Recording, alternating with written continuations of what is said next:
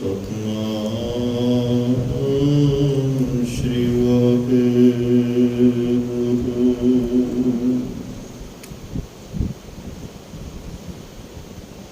ਬਾਣੀ ਬਿਰਲੋ ਵਿਚਾਰਸੀ,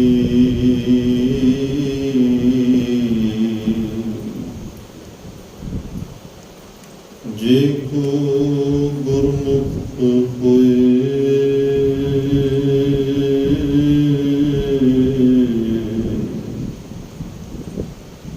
ਇਹ ਬਾਣੀ ਮਹਾਂਪੁਰਖ ਕੀ,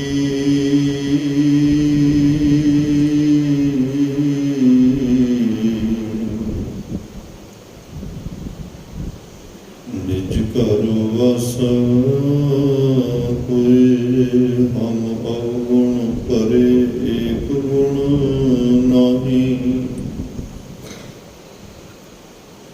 ਅੰਮ੍ਰਿਤ ਛਾੜ ਬਿਖੈ ਬਿਕ ਕਾਹੀ। ਮਾਇਆ ਮੋਹ ਭਰਮ ਪੈ ਭੁਲੇ। ਸੁਤ ਦਾਰਾ ਸਿਉ ਪ੍ਰੀਤ ਲਗਾਈ। ਇਕ ਉਤਮ ਪੰਥ ਸੁਣਿਓ ਗੁਰ ਸੰਗਤ। ਤੇਰੇ ਮਿਲੰਤ ਜਮ ਤਰਾਸ ਮਿਟਾਈ। ਇਕ ਅਰਦਾਸ ਪਾਠ ਕੀਰਤ ਕੀ। ਗੁਰੂ ਰਾਮਦਾਸ ਰਾਖੋ ਸ਼ਰਣਾਈ। ਬੇਸ਼ੁਮਾਰ ਅਥਾਹ ਅਗੰਤ ਅਤੁਲੈ। ਜਿਉਂ ਬੁਲਾਵੇ ਤਿਉਂ ਨਾਨਕ ਦਾਸ ਬੋਲੇ। ਅਗਮ ਅਗੋਚਰ ਸਚ ਸਾਹਿਬ ਮੇਰਾ।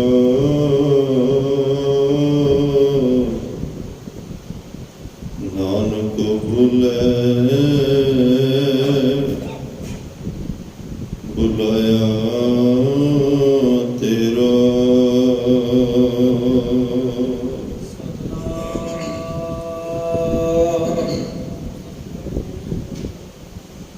ਸ੍ਰੀ ਵਾਹਿਗੁਰੂ ਸਾਹਿਬ ਜੀ।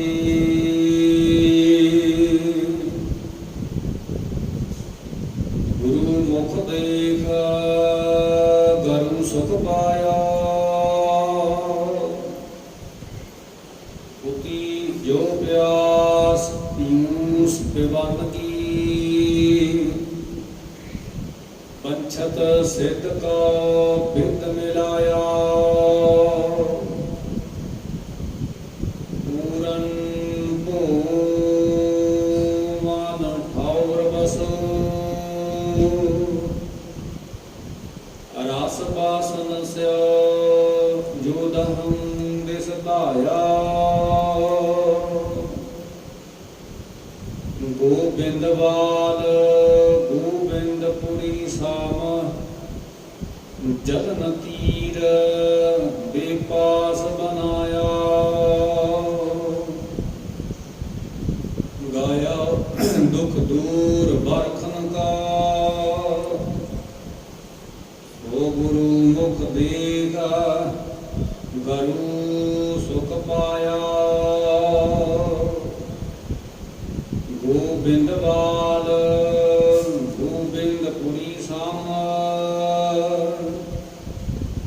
ਜਲਨ ਤੀਰ ਬੇਪਾਸ ਬਨਾਇਆ। ਗਾਇਆ ਦੁਖ ਦੂਰ ਬਰਖਨ ਕੋ। ਸੋ ਗੁਰੂ ਮੁਖ ਦੇਖਾ ਗਰੂ ਸੁਖ ਪਾਇਆ। ਗੁਰੂ ਮੁਖ ਦੇਖਾ ਗਰੂ ਸੁਖ ਪਾਇਆ। ਵਾਹਿਗੁਰੂ ਜੀ ਕਾ ਖਾਲਸਾ, ਵਾਹਿਗੁਰੂ ਜੀ ਕੀ ਫਤਿਹ। ਪਰਮ ਸਤਿਕਾਰ ਦੇ ਸਨਮਾਨਯੋਗ ਚੌਰ ਸ਼ਤਰ ਤਖਤ ਦੇ ਮਾਲਕ, ਜੁਗੋ ਜੁਗ ਅਟਲ, ਸਰਬ ਸਾਂਝੀ ਵਾਲਤਾ ਦੇ ਪੈਗੰਬਰ, ਦੀਨ ਦੁਨੀ ਦੇ ਰਾਖੇ, ਮਨੁੱਖਤਾ ਦੇ ਸਾਂਝੇ ਰਹਿਬਰ, ਗੁਰਤਾ ਗੱਦੀ ਤੇ ਸੁਭਾਈਮਾਨ ਨਿਮਾਣਿਆਂ ਦੇ ਮਾਣ ਸਤਿਗੁਰੂ, ਨਿਤਾਣਿਆਂ ਦੇ ਤਣ ਸਤਿਗੁਰੂ, ਧੰਨ ਧੰਨ ਧੰਨ ਸਾਹਿਬ ਸ੍ਰੀ ਗੁਰੂ ਗ੍ਰੰਥ ਸਾਹਿਬ ਜੀ ਮਹਾਰਾਜ, ਤਿਨਾਂ ਦੀ ਅਪਾਰ ਕਿਰਪਾ ਬਖਸ਼ਿਸ਼ ਰਹਿਮਤ ਦਾ ਸਦਕਾ ਆਪ ਸਰਬੱਤ ਮਾਈ ਭਾਈ ਅੰਮ੍ਰਿਤ ਵੇਲੇ ਦੇ ਦੀਵਾਨਾਂ ਦੀ ਹਾਜ਼ਰੀ ਗੁਰੂ ਦਰਬਾਰ ਅੰਦਰ ਭਰ ਰਹੇ ਹੋ, ਵਡਭਾਗੇ ਹੋ, ਧੰਨਤਾ ਦੇ ਯੋਗ ਹੋ। ਸਤਿਗੁਰਾਂ ਦੀ ਬਖਸ਼ਿਸ਼ ਦੁਆਰਾ ਰੱਬੀ ਗੁਰਬਾਣੀ ਦੇ ਨਿਤਨੇਮ ਪੜ੍ਹਨ ਸੁਣਨ ਦਾ ਸੁਭਾਗ ਸਮਾਂ ਪ੍ਰਾਪਤ ਹੋਇਆ। ਆਸਾ ਜੀ ਕੀ ਵਾਰ ਦੇ ਕੀਰਤਨ ਆਪ ਜੀ ਨੇ ਹਜ਼ੂਰੀ ਰਾਗੀ ਜਥੇ ਦੀ ਮੁਬਾਰਕ ਰਸਨਾ ਤੋਂ ਸਰਵਣ ਕੀਤੇ ਨੇ। ਉਪਰੰਤ ਚੱਲ ਰਹੀ ਸ੍ਰੀ ਗੁਰੂ ਗ੍ਰੰਥ ਸਾਹਿਬ ਮਹਾਰਾਜ ਜੀ ਦੀ ਲੜੀਵਾਰ ਕਥਾ ਗੁਰ ਸ਼ਬਦ ਵਿਚਾਰ ਨਾਲ, ਬ੍ਰਹਮ ਵਿਚਾਰ ਨਾਲ ਜੁੜਨ ਦਾ ਸੁਭਾਗ ਸਮਾਂ ਵੀ ਆਪਾਂ ਸਾਰਿਆਂ ਨੂੰ ਪ੍ਰਾਪਤ ਹੋਇਆ ਹੈ। ਆਓ ਸਾਰੇ ਰਲ ਮਿਲ ਕੇ ਮਨ ਚਿੱਤ ਬਿਰਤੀਆਂ ਨੂੰ ਇਕਾਗਰ ਕਰਕੇ ਗੁਰੂ ਚਰਨਾਂ ਵਿੱਚ ਬੈਠਣ ਦੀ ਕੋਸ਼ਿਸ਼ ਕਰੀਏ, ਤਾਂ ਕਿ ਕੋਈ ਸਾਡੇ ਹਿਰਦੇ ਅੰਦਰ ਗੁਰੂ ਦਾ ਸ਼ਬਦ ਵਸ ਜਾਏ, ਗੁਰੂ ਦੀ ਰੱਬੀ ਰਹਿਮਤ, ਕੋਈ ਦੈਵੀ ਗੁਣ ਸਾਡੇ ਹਿਰਦੇ ਵਿੱਚ ਪ੍ਰਵੇਸ਼ ਕਰ ਜਾਏ, ਜਿਸ ਨਾਲ ਸਾਡਾ ਵੀ ਇਹ ਜੀਵਨ ਸਫਲ ਹੋ ਸਕੇ, ਗੁਰੂ ਨਾਲ ਨੇੜਤਾ ਹੋ ਸਕੇ, ਗੁਰੂ ਪਾਤਸ਼ਾਹ ਦੇ ਨਾਲ ਸਾਡਾ ਮਿਲਾਪ ਹੋ ਸਕੇ। ਅੱਜ ਦੇ ਬਚਨ ਪਾਠ ਸਾਹਿਬਾਨਾਂ ਦੇ ਬਹੁਤ ਹੀ ਗਹਿਰ ਗੰਭੀਰ ਨੇ। ਧੰਨ ਧੰਨ ਸਾਹਿਬ ਸ੍ਰੀ ਗੁਰੂ ਰਾਮਦਾਸ ਪਾਤਸ਼ਾਹ ਜੀ ਦੀ ਉਸਤਤ ਵਿੱਚ, ਉਹਨਾਂ ਦੀ ਹੁਕਮਾਂ ਵਿੱਚ ਇਹ ਬਚਨ ਉਚਾਰੇ ਗਏ ਹਨ। ਗੁਰੂ ਰਾਮਦਾਸ ਪਾਤਸ਼ਾਹ ਜੀ ਦੀ ਵਡਿਆਈ ਵਿੱਚ ਇਹ ਬਚਨ ਉਚਾਰੇ ਗਏ ਹਨ, ਉਹਨਾਂ ਦੇ ਪ੍ਰਥਾਏ ਉਚਾਰੇ ਗਏ ਹਨ।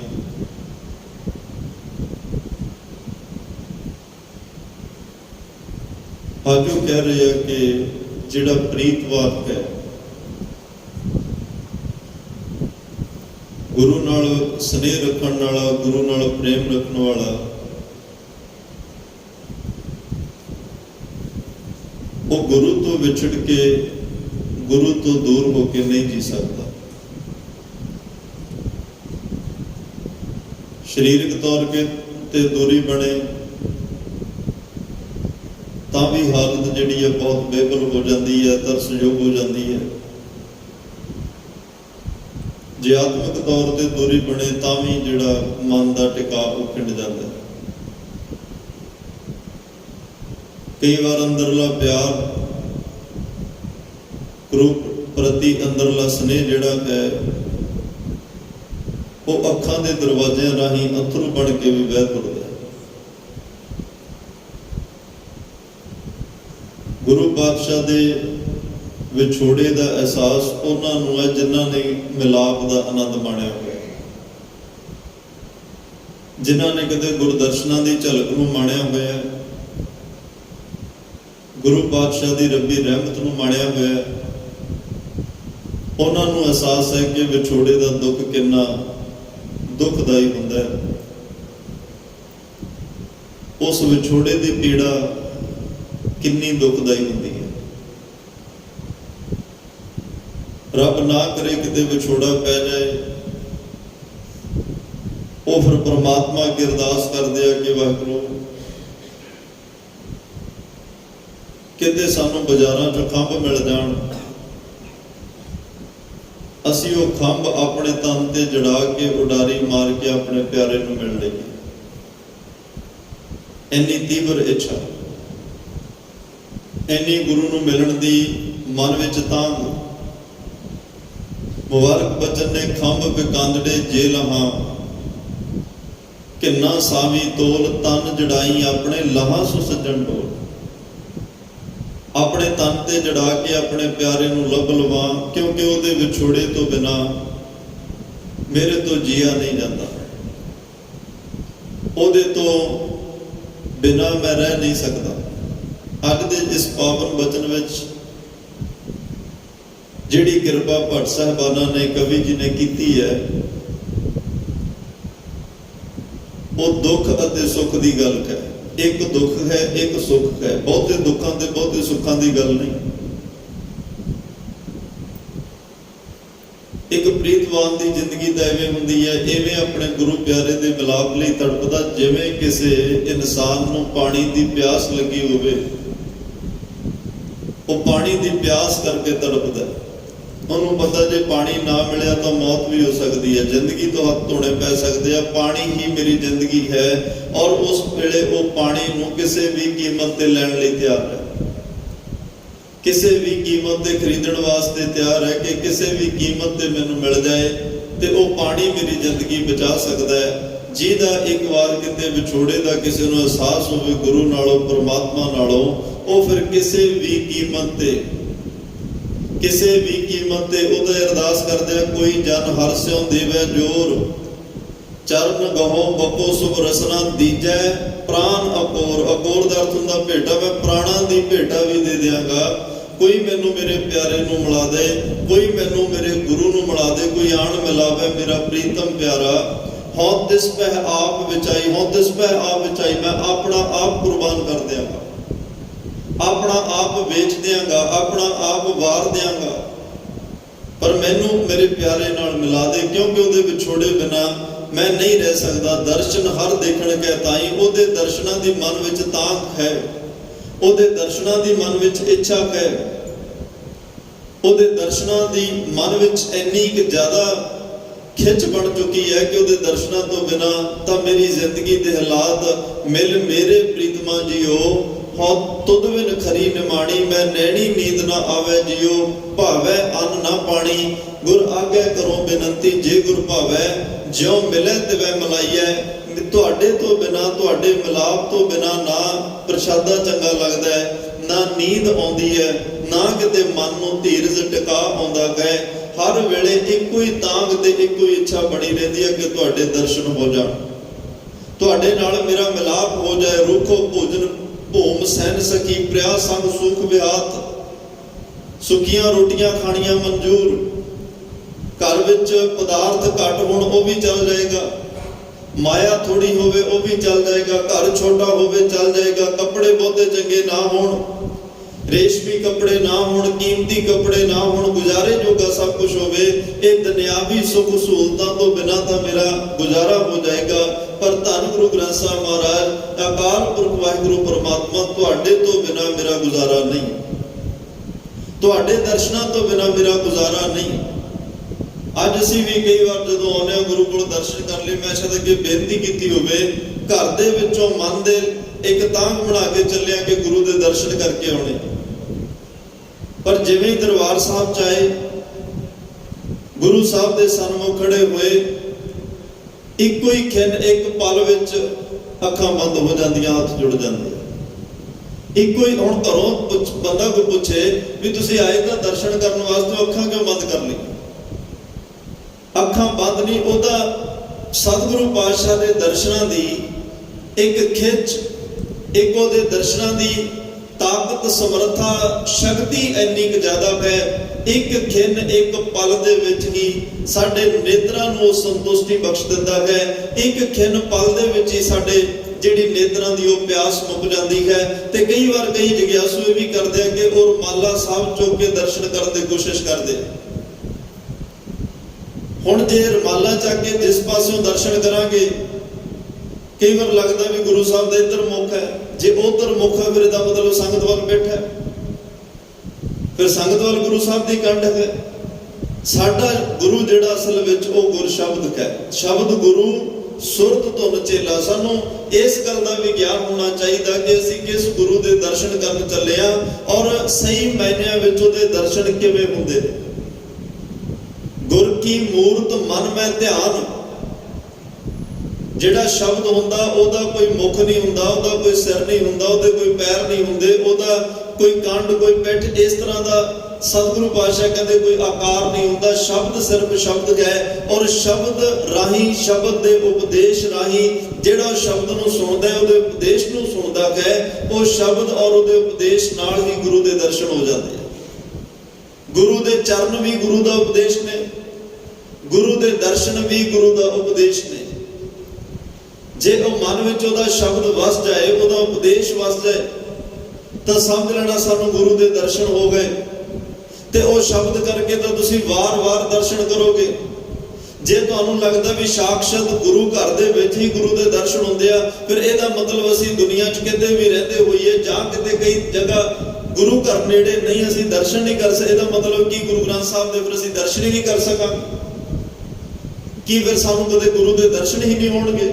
ਮਹਾਰਾਜ ਕਹਿੰਦੇ ਮੈਂ ਤੈਨੂੰ ਉਹ ਗੁਰੂ ਦਿੱਤਾ ਹੈ, ਸ਼ਬਦ ਗੁਰੂ ਦਿੱਤਾ ਹੈ। ਕਿਤੇ ਵੀ ਹੋਵੇ ਦੁਨੀਆ ਦੇ ਕਿਸੇ ਹਾਲਾਤ ਵਿੱਚ ਹੋਵੇ, ਸ਼ਬਦ ਤੇਰੇ ਕੋਲ ਹੋਵੇ, ਗੁਰ ਸ਼ਬਦ ਤੇਰੇ ਕੋਲ ਹੋਵੇ, ਉਹਦਾ ਪਾਠ ਕਰੀ, ਉਹਨੂੰ ਆਪਣੇ ਹਿਰਦੇ 'ਚ ਵਿਚਾਰੀ, ਹਿਰਦੇ ਵਿੱਚ ਵਸਾਈ, ਉਹਦਾ ਅਭਿਆਸ ਕਰੀ, ਉਹਦਾ ਅਧਿਐਨ ਕਰੀ।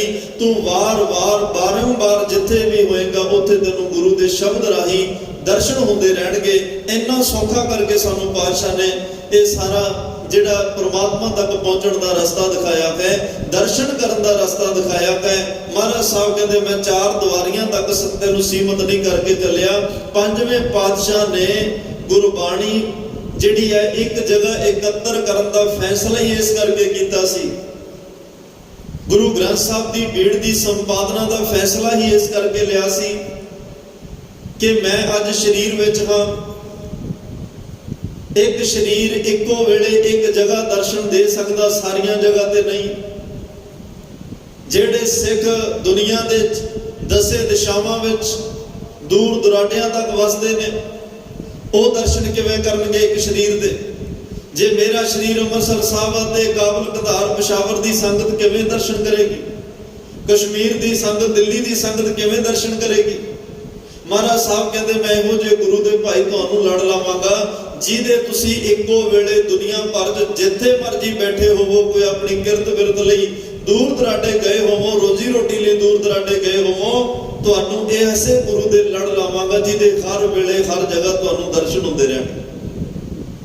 ਦੁਨੀਆ ਤੇ ਕੋਈ ਐਸਾ ਗੁਰੂ ਨਹੀਂ, ਸਾਰਿਆਂ ਦੇ ਸਾਰੇ ਸਤਿਕਾਰਯੋਗ ਨੇ।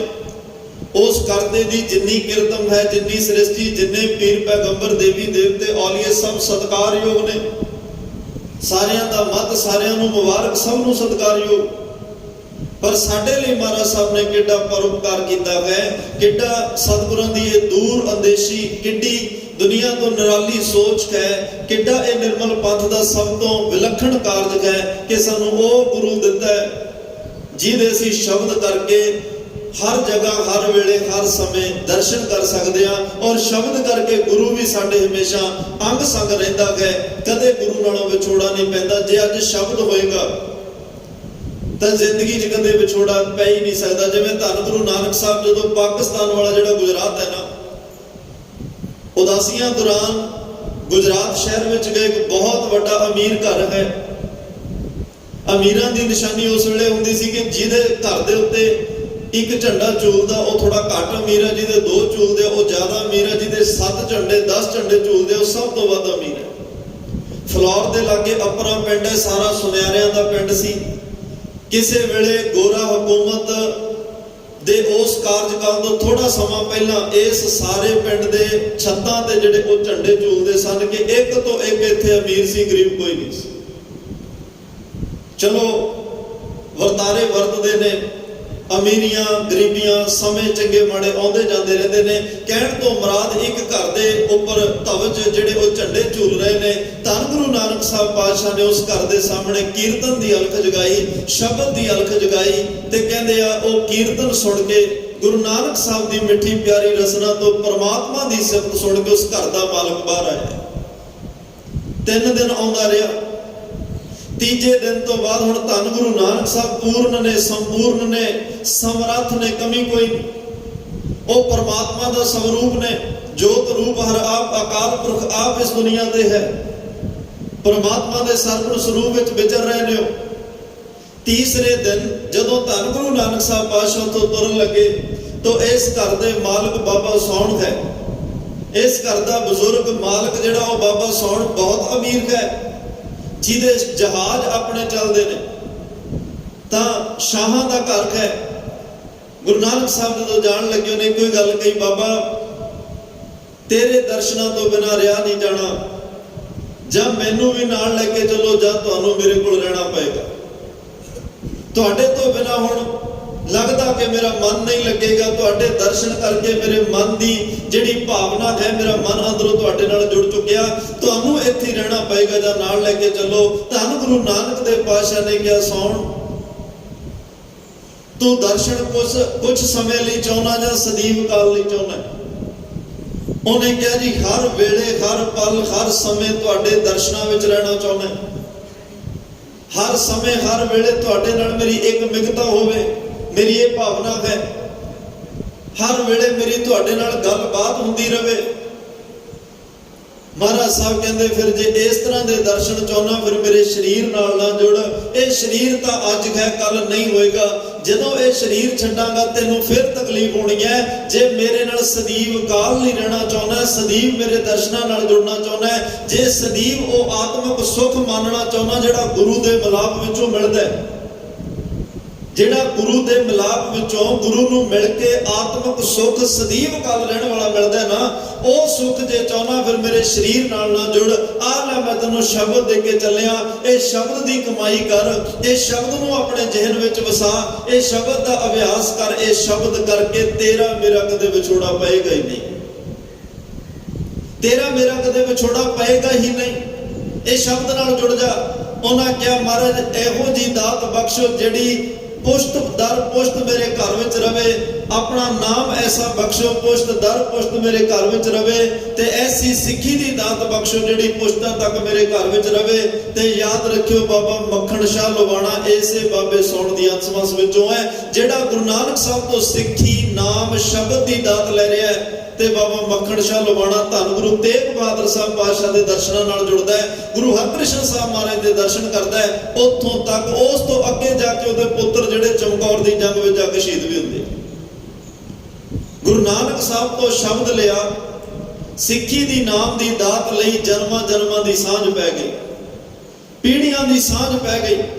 ਜੇ ਹੁਣ ਕੱਲੀ ਸਰੀਰ ਦੀ ਗੱਲ ਹੁੰਦੀ ਤਾਂ ਫਿਰ ਉੱਥੇ ਜਾ ਕੇ ਗੱਲ ਸਾਰੀ ਬਾਬੇ ਸੌਣ ਅਤੇ ਧੰਨ ਗੁਰੂ ਨਾਨਕ ਸਾਹਿਬ ਤੱਕ ਹੀ ਸੀਮਤ ਰਹਿ ਜਾਣੀ ਸੀ। ਪਰ ਗੁਰੂ ਸਾਹਿਬ ਨੇ ਕਿਹਾ ਮੇਰੇ ਅਸਲ ਵਿੱਚ ਦਰਸ਼ਨ ਭਾਈ ਸ਼ਬਦ ਰਾਹੀਂ ਨੇ, ਮੇਰੇ ਦਰਸ਼ਨ ਸ਼ਬਦਾਂ ਕਰਕੇ ਨੇ, ਉਪਦੇਸ਼ ਕਰਕੇ ਨੇ। ਮੇਰੇ ਦਰਸ਼ਨ ਹਮੇਸ਼ਾ ਕਰਨੇ ਚਾਹੁੰਦਾ, ਬਸ ਸ਼ਬਦ ਨੂੰ ਜ਼ਿਹਨ ਵਿੱਚ ਰੱਖੀ, ਸ਼ਬਦ ਨੂੰ ਕਦੇ ਆਪਣੇ ਹਿਰਦੇ ਵਿੱਚੋਂ ਬਾਹਰ ਨਾ ਕੱਢੀ, ਤੇ ਤੇਰੀ ਮੇਰੀ ਸਾਂਝ ਹਮੇਸ਼ਾ ਬਣੀ ਰਹੇਗੀ। ਤੇਰੀ ਮੇਰੀ ਜਿਹੜੀ ਨੇੜਤਾ ਹਮੇਸ਼ਾ ਬਣੀ ਰਹੇਗੀ। ਜਿਹਦੇ ਕੋਲ ਮੇਰਾ ਸ਼ਬਦ ਹੋਵੇ ਉਹਦੇ ਨਾਲੋਂ ਮੇਰਾ ਕਦੇ ਵਿਛੋੜਾ ਨਹੀਂ ਪੈਂਦਾ।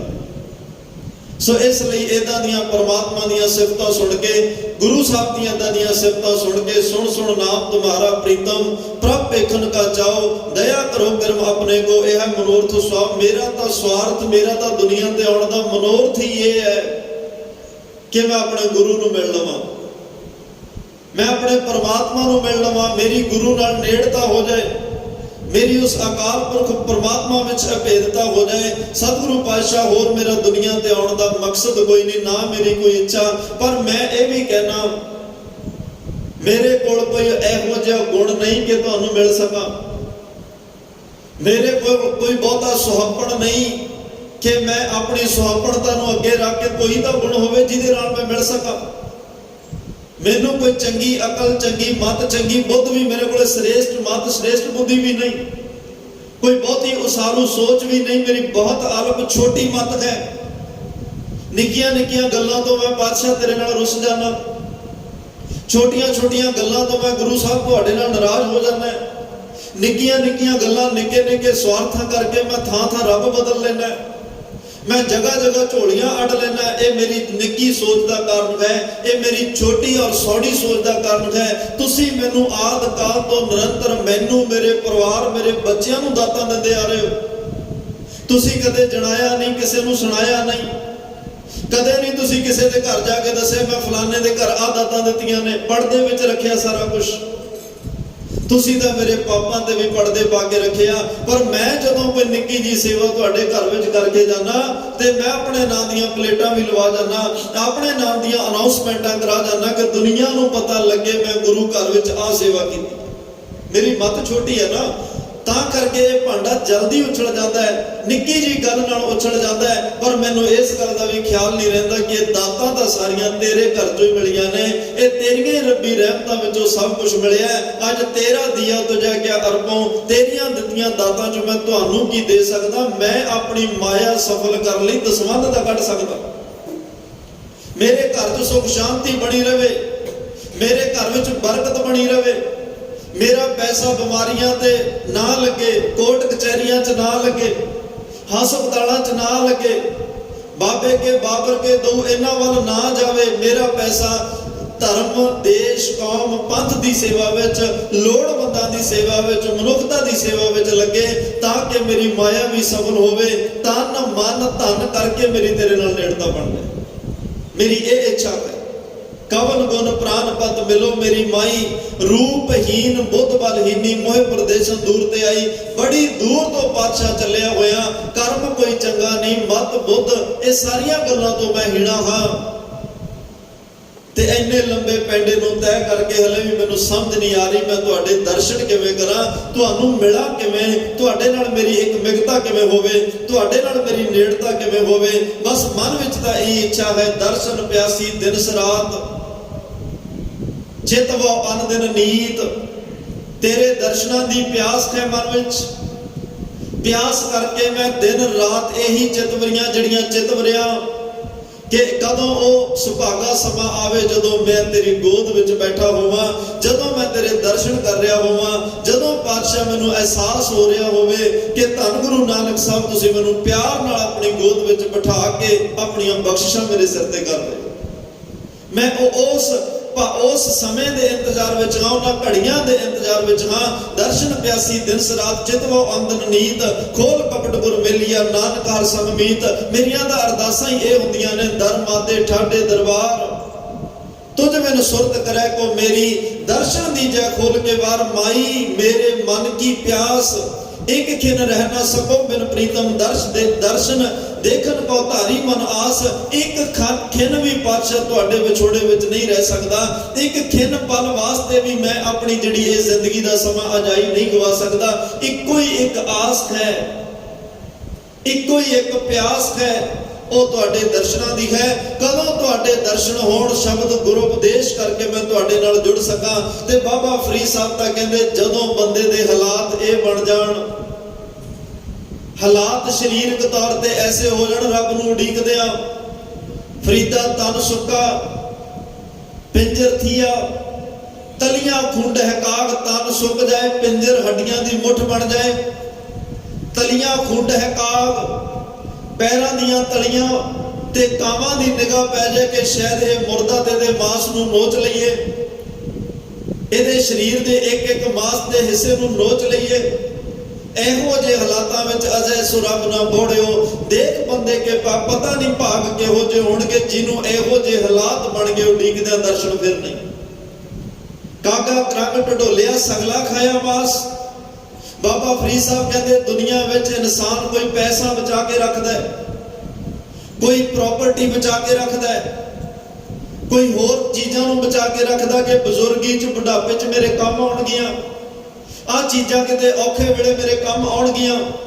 ਸੰਸਾਰ ਦੇ ਲੋਕ ਸੰਸਾਰੀ ਚੀਜ਼ਾਂ ਬਚਾ ਕੇ ਰੱਖਦੇ ਆ, ਪਰ ਬਾਬਾ ਫਰੀਦ ਸਾਹਿਬ ਕਹਿੰਦੇ ਮੈਂ ਦੋ ਅੱਖਾਂ ਬਚਾ ਕੇ ਰੱਖੀਆਂ ਨੇ, ਕਿਉਂਕਿ ਮੈਨੂੰ ਹਲੇ ਵੀ ਆਸ ਹੈ, ਹਲੇ ਵੀ ਪਿਆਸ ਹੈ ਕਿ ਹਲੇ ਉਹ ਸਮਾਂ ਕਦੇ ਵੀ ਕਿਸੇ ਵੇਲੇ ਵੀ ਆ ਸਕਦਾ ਹੈ। ਮੈਨੂੰ ਆਸ ਨਹੀਂ ਛੱਡਣੀ ਚਾਹੀਦੀ, ਕਿਸੇ ਵੇਲੇ ਵੀ ਪਰਮਾਤਮਾ ਦਰਸ਼ਨ ਦੇ ਸਕਦਾ ਹੈ। ਇਹ ਦੋ ਨੈਣਾ ਮਤ ਛੋ ਫਿਰ ਦੇਖਣ ਕੀ ਆਸ। ਮੈਂ ਉਸ ਕਾਂ ਨੂੰ ਵੀ ਕਹਿ ਦਿੱਤਾ, ਭਾਵੇਂ ਕਿ ਇਹ ਉਸ ਕਾਂ ਦੀ ਗੱਲ ਨਹੀਂ ਜਿਹਨੂੰ ਤਸਵੀਰਾਂ ਤੇ ਵੇਖ ਰਹੇ ਆ।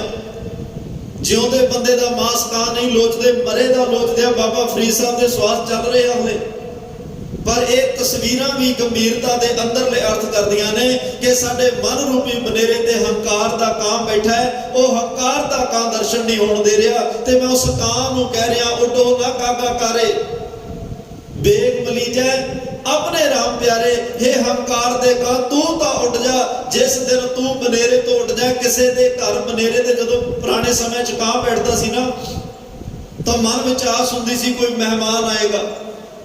ਜੇ ਕਾਂ ਨੂੰ ਉਡਾਇਆ ਉੱਡ ਜਾਣਾ ਤਾਂ ਉਹ ਵਿਸ਼ਵਾਸ ਯਕੀਨ ਵਿੱਚ ਬਦਲ ਜਾਂਦਾ ਸੀ ਕਿ ਕਾਂ ਉੱਡ ਗਿਆ, ਹੁਣ ਪੱਕਾ ਕੋਈ ਆਏਗਾ। ਬਾਬਾ ਫਰੀਦ ਸਾਹਿਬ ਕਹਿੰਦੇ ਮਨ ਦੇ ਬਨੇਰੇ ਤੇ ਬੈਠੇ ਕਾਂ ਨੂੰ, ਹੰਕਾਰ ਦੇ ਕਾਂ ਨੂੰ ਮੈਂ ਬਾਰ-ਬਾਰ ਉਠਾਲ ਰਿਹਾ ਵੀ ਛੇਤੀ ਨਾਲ ਤੂੰ ਉਡਾਰੀ ਮਾਰ ਤਾਂ ਕਿ ਮੈਨੂੰ ਆਸ ਵੱਧ ਜਾਏ ਮੇਰਾ ਪਿਆਰਾ ਆਏਗਾ, ਮੈਨੂੰ ਉਹਦੇ ਦਰਸ਼ਨ ਹੋਣਗੇ।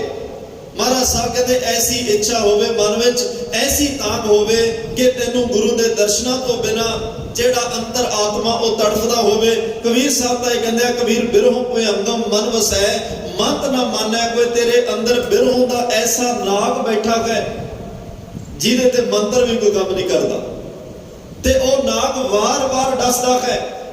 ਹੁਣ ਕਿਸੇ ਬੰਦੇ ਨੂੰ ਸੱਪ ਵਾਰ-ਵਾਰ ਡੰਗ ਮਾਰੇ ਉਹਦੀ ਹਾਲਤ ਕੀ ਹੋਏਗੀ, ਉਹਦੇ ਸਰੀਰ ਦੇ ਹਾਲਾਤ ਕੈਸੇ ਹੋਣਗੇ। ਸਾਡੇ ਹਿਰਦੇ ਵਿੱਚ ਬਿਰਹੋਂ ਵਿਛੋੜੇ ਦਾ ਨਾਗ ਬੈਠਾ ਹੈ ਜਿਹਦੇ ਮੰਤਰ ਕੋਈ ਨਹੀਂ ਕੰਮ ਕਰਦਾ, ਉਹ ਵਾਰ-ਵਾਰ ਡੰਗਦਾ ਹੈ। ਰਾਮ ਬਿਯੋਗੀ ਨਾ ਜੀਆ, ਜੀਏ ਤਾਂ ਮੌਰਾ ਹੋਏ। ਇਹੋ ਜੀ ਹਾਲਾਤ ਵਾਲਾ ਜਾਂ ਤਾਂ ਉਹ ਜੀ ਨਹੀਂ ਸਕਦਾ, ਜੇ ਜੀਏ ਤਾਂ ਬੌਰਾ ਹੋਏ, ਬਾਬਰਾ ਹੋ ਕੇ ਭਾਵ ਉਸ ਪਰਮਾਤਮਾ ਵਿੱਚ ਉਹਦੀ ਇੱਕ ਮਿਗਤਾ ਨਾਲ, ਉਸ ਪਰਮਾਤਮਾ ਵਿੱਚ ਅਭੇਦ ਹੋ ਕੇ ਜੀਏਗਾ ਜਿਹਨੂੰ ਲੋਕ ਬਾਬਰਾ ਕਹਿੰਦੇ ਆ।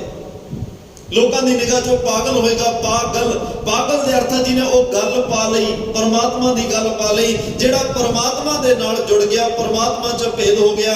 ਦੁਨੀਆ ਦੀ ਨਿਗਾਹ ਚੋਂ ਪਾਗਲ ਵੀ ਹੋ ਸਕਦਾ ਹੈ, ਉਹ ਬਾਬਰਾ ਵੀ ਹੋ ਸਕਦਾ ਹੈ, ਪਰ ਇਹੋ ਜਿਹੇ ਬਾਬਰੇ ਤਾਂ ਰੱਬ ਨਾਲ ਜੁੜ ਕੇ ਹੀ ਜਿਉ ਸਕਦੇ ਆ, ਬਿਨਾਂ ਪਰਮਾਤਮਾ ਤੋਂ ਨਹੀਂ ਜਿਉ ਸਕਦੇ। ਉਹ ਤਾਂ ਕਹਿੰਦੇ ਆ, ਜਿਸ ਪਿਆਰੇ ਸਿਓ ਨੇਹੋ ਤਿਸ ਆਗੇ ਮਰ ਚੱਲੀਐ, ਤ੍ਰਿਗ ਜੀਵਨ ਸੰਸਾਰ ਤਾਂ ਕਹਿ ਪਾਛੈ ਜੀਵਣਾ। ਜਿਹਦੇ ਨਾਲ ਸਨੇਹ ਹੈ, ਜਾਂ ਤਾਂ ਉਹਦੀ ਨੇੜਤਾ, ਉਹਦਾ ਮਿਲਾਪ ਹੋਵੇ ਤਾਂ ਜ਼ਿੰਦਗੀ ਤੇ ਜਿਉਣ ਦਾ ਫਾਇਦਾ ਹੈ। ਜੇ ਤੁਹਾਡੇ ਜਾਣ ਤੋਂ ਪਹਿਲਾਂ ਉਹ ਚਲਿਆ ਗਿਆ, ਵਿਛੋੜਾ ਪੈ ਗਿਆ, ਫਿਰ ਇਹੋ ਜੇ ਜ਼ਿੰਦਗੀ ਨਾਲੋਂ ਤਾਂ ਮਾਰੇ ਕਹਿੰਦੇ ਜਾਣਾ ਹੀ ਚੰਗਾ ਹੈ। ਜਿਨ੍ਹਾਂ ਦਾ ਪਿਆਰੇ ਨਾਲ ਇੰਨਾ ਪ੍ਰੇਮ ਹੋ ਗਿਆ, ਉਹਦੇ ਤੋਂ ਬਿਨਾਂ ਰਹਿ ਨਹੀਂ ਸਕਦੇ। ਉਹਦੇ ਦਰਸ਼ਨਾਂ ਨੂੰ ਦੇਖ ਕੇ ਉਹਨਾਂ ਨੂੰ ਆਤਮਿਕ ਸੁੱਖ ਮਿਲਦਾ ਹੈ। ਗੁਰੂ ਦੇ ਦੀਦਾਰ ਕਰਕੇ ਹੀ ਮਨ ਜਿਹੜਾ ਭਟਕਦਾ, ਉਸ ਭਟਕਦੇ ਮਨ ਨੂੰ ਸ਼ਾਂਤੀ ਮਿਲਦੀ ਹੈ। ਆਓ ਅੱਜ ਦੇ ਪਾਵਨ ਬਚਨਾਂ ਵਿੱਚ ਪਟ ਨਲ ਜੀ ਦੇ ਜਿਹੜੇ ਇਹ ਸਵਈਏ ਨੇ, ਧੰਨ ਗੁਰੂ ਰਾਮਦਾਸ ਮਹਾਰਾਜ ਸਾਹਿਬ ਦੇ ਉਸਤਤ ਵਿੱਚ 16 ਸਵਈਏ ਟੋਟਲ ਨੇ। 3 ਛੰਦਾਂ ਦੀ ਚਾਲ ਵਿੱਚ ਨੇ। ਇਹ ਦੂਸਰੇ ਛੰਦ ਦੀ ਚਾਲ ਵਿੱਚ ਜਿਹੜਾ ਹੈ ਸਵਈਆ ਉਹ ਉਹਨਾਂ ਨੇ ਉਚਾਰਨ ਕੀਤਾ ਹੈ। 10ਵਾਂ ਸਵਈਆ ਹੈ ਤੇ ਗੁਰੂ ਦੇ ਦਰਸ਼ਨਾਂ ਨਾਲ ਮਿਲ ਕੇ, ਗੁਰੂ ਦੇ ਦਰਸ਼ਨ ਪਾ ਕੇ, ਗੁਰੂ ਨੂੰ ਮਿਲ ਕੇ ਕੀ ਪ੍ਰਾਪਤ ਹੁੰਦਾ ਹੈ, ਕਿਹੋ ਜਿਹਾ ਮਨ ਵਿੱਚ ਜਿਹੜਾ ਉਹ ਹੁਲਾਰਾ ਮਿਲਦਾ, ਆਤਮਿਕ ਸੁੱਖ ਮਿਲਦਾ ਹੈ, ਉਸ ਅਵਸਥਾ ਦਾ ਉਹਨਾਂ ਜ਼ਿਕਰ ਕੀਤਾ। ਆਓ ਪਿਆਰ ਨਾਲ ਸਰਵਣ ਕਰੀਏ ਜੀ। ਸ੍ਰੀ ਵਾਹਿਗੁਰੂ ਸਾਹਿਬ ਜੀ।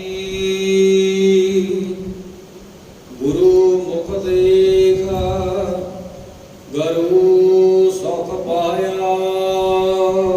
ਗੁਰੂ ਦੇ ਅਰਥ ਨੇ ਜਿਹੜਾ ਅਗਿਆਨਤਾ ਦੇ ਹਨੇਰੇ ਵਿੱਚੋਂ ਕੱਢ ਕੇ ਪ੍ਰਕਾਸ਼ ਵਿੱਚ ਲੈ ਜਾਏ। ਸਾਡਾ ਗੁਰੂ ਗਿਆਨ ਹੈ, ਸਾਡਾ ਗੁਰੂ ਸ਼ਬਦ ਹੈ, ਜਿਹੜਾ ਇਸ ਗੁਰੂ ਪਾਤਸ਼ਾਹ ਦੇ ਦਰਸ਼ਨ ਕਰਕੇ, ਗੁਰੂ ਮਹਾਰਾਜ ਦੇ ਸਨਮੁਖ ਬੈਠ ਕੇ, ਗੁਰੂ ਪਾਤਸ਼ਾਹ ਦੇ ਗਿਆਨ ਰਾਹੀਂ, ਉਪਦੇਸ਼ ਰਾਹੀਂ ਦਰਸ਼ਨ ਕਰਕੇ, ਅਕਾਲ ਪੁਰਖ ਵਾਹਿਗੁਰੂ ਪਰਮਾਤਮਾ ਦੇ ਉਸ ਸਰਗੁਣ ਸਰੂਪ ਗੁਰੂ ਦੇ ਦੀਦਾਰ ਕਰਕੇ ਗੁਰੂ ਸੁਖ ਪਾਇਓ। ਗੁਰੂ ਦਾ ਅਰਥ ਹੁੰਦਾ ਬਹੁਤ ਵੱਡਾ।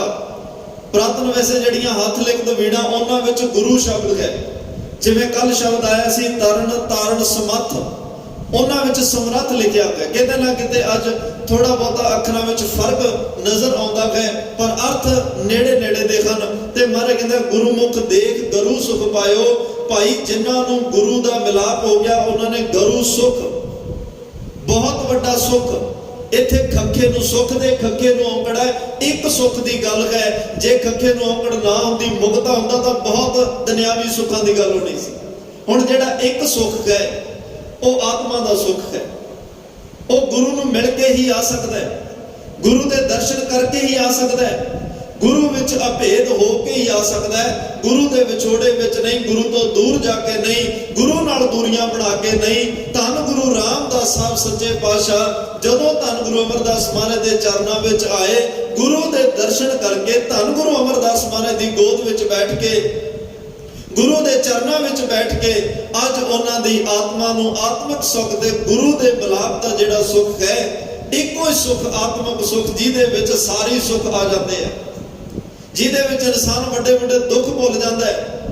ਉਹ ਸੁੱਖ ਜਿਹਦੇ ਨਾਲ ਵੱਡੀਆਂ ਮੁਸੀਬਤਾਂ ਵਿੱਚੋਂ ਨਿਕਲ ਜਾਂਦਾ ਹੈ, ਹਰ ਤਰ੍ਹਾਂ ਦੇ ਵਿਛੋੜੇ ਭੁੱਲ ਜਾਂਦਾ ਹੈ। ਜਦੋਂ ਜਦੋਂ ਆਤਮਿਕ ਸੁੱਖ ਮਿਲਦਾ, ਇੱਕੋ ਹੀ ਆਤਮਾ ਦਾ ਸੁੱਖ। ਅੱਜ ਗੁਰੂ ਰਾਮਦਾਸ ਭਾਈ ਜੇਠੇ ਨੂੰ ਧੰਨ ਗੁਰੂ ਅਮਰਦਾਸ ਮਹਾਰਾਜ ਸਾਹਿਬ ਦੇ ਦਰਸ਼ਨ ਕਰਕੇ ਉਹ ਬਹੁਤ ਵੱਡਾ ਆਤਮਿਕ ਸੁੱਖ ਪ੍ਰਾਪਤ ਹੋਇਆ ਹੈ। जो प्यास पीयूष पिबन की बंछत सिद्ध का विद मिलाया। होती जो प्यास, जिन्हां ਨੂੰ ਇਹ ਇਸਤਰੀ ਲਿੰਗ ਹੈ, ਜਿਨ੍ਹਾਂ ਨੂੰ ਉਸ ਪਿਆਰੇ ਪਰਮਾਤਮਾ ਦੇ ਦਰਸ਼ਨਾਂ ਦੀ ਪਿਆਸ ਹੈ, ਗੁਰੂ ਦੇ ਦਰਸ਼ਨਾਂ ਦੀ ਪਿਆਸ। ਪੀਊਸ਼ ਦੇ ਅਰਥ ਨੇ ਅੰਮ੍ਰਿਤ। ਉਸ ਪਰਮਾਤਮਾ ਦੇ ਅੰਮ੍ਰਿਤ ਨੂੰ ਪੀਣ ਦੀ ਪਿਆਸ ਹੋਵੇ, ਉਹਦੇ ਦਰਸ਼ਨਾਂ ਦੀ ਪਿਆਸ, ਉਹਦੇ ਅੰਮ੍ਰਿਤ ਨਾਮ ਨੂੰ ਪੀਣ ਦੀ ਪਿਆਸ ਹੋਵੇ। ਬੰਛਤ ਸਿੱਧ ਕੋ ਬਿਦ ਮਿਲਾਇਓ। ਬੰਛਤ ਸਿੱਧ ਦੇ ਜਿਹਦੇ ਮਨ ਇੱਛਤ, ਜਿੰਨੀਆਂ ਮਨ ਦੀਆਂ ਕਾਮਨਾਵਾਂ ਨੇ, ਮਨ ਇੱਛਤ ਸਿੱਧੀਆਂ ਜਿਹੜੀਆਂ, ਉਹ ਸਫਲਤਾ ਵਿੱਚ ਸਾਰੀਆਂ ਕੁਝ ਮਿਲ ਜਾਣ, ਸਾਰੀਆਂ ਚੀਜ਼ਾਂ ਦੀ ਪ੍ਰਾਪਤੀ ਹੋ ਜਾਏ। ਪਰ ਇਹ ਸਾਰੀਆਂ ਚੀਜ਼ਾਂ ਦੀ ਪ੍ਰਾਪਤੀ ਵਾਸਤੇ ਬੰਛਤ ਸਿੱਧ ਕੋ ਬਿਦ ਮਿਲਾਇਓ। ਬਿਦ ਦੇ ਅਰਥ ਨੇ ਵਿਧੀ, ਢੰਗ। ਪਰਮਾਤਮਾ ਨੇ ਉਹ ਵਿਧੀ, ਉਹ ਢੰਗ ਬਣਾ ਦਿੱਤਾ, ਪੂਰਾ ਗੁਰੂ ਮਿਲਾ ਦਿੱਤਾ। ਪੂਰੇ ਗੁਰੂ ਦੇ ਕੋਲੋਂ ਮਨ ਜਿਹੜੀਆਂ ਪਿਆਸਾਂ ਖਤਮ ਕਰਨ ਵਾਸਤੇ ਉਹ ਅੰਮ੍ਰਿਤ ਵੀ ਮਿਲ ਗਿਆ ਹੈ, ਤੇ ਮਨ ਦੀਆਂ ਸਾਰੀਆਂ ਇੱਛਾਵਾਂ ਪੂਰੀਆਂ ਕਰਨ ਵਾਸਤੇ ਉਹ ਸਿੱਧੀਆਂ ਦੀਆਂ ਸਾਰੀਆਂ ਉਹ ਦਾਤਾਂ ਵੀ ਮਿਲ ਗਈਆਂ ਹਨ। ਪੂਰਨ ਭੂਮਨ ਠੌਰ ਬਸੋ ਰਸ ਬਾਸਨ ਸਿਉ ਜੁਦੰ ਦਿਸ ਧਾਇਆ। ਪੂਰਨ ਧੰਨ ਗੁਰੂ ਅਮਰਦਾਸ ਪਾਤਸ਼ਾਹ ਸੰਪੂਰਨ ਨੇ। ਧੰਨ ਸ਼੍ਰੀ ਗੁਰੂ ਰਾਮਦਾਸ ਮਹਾਰਾਜ ਸੰਪੂਰਨ ਗੁਰੂ ਨੇ।